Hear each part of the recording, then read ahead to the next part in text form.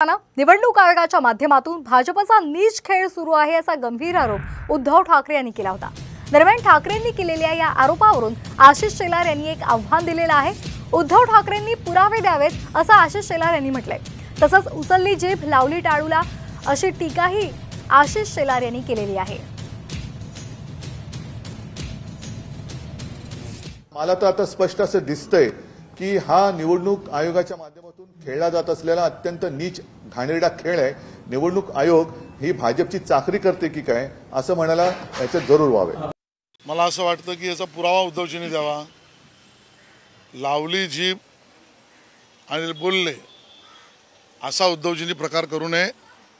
उद्धवजींकडे एकही पुरावा यातला नाही, असेल तर तो त्यांनी द्यावा।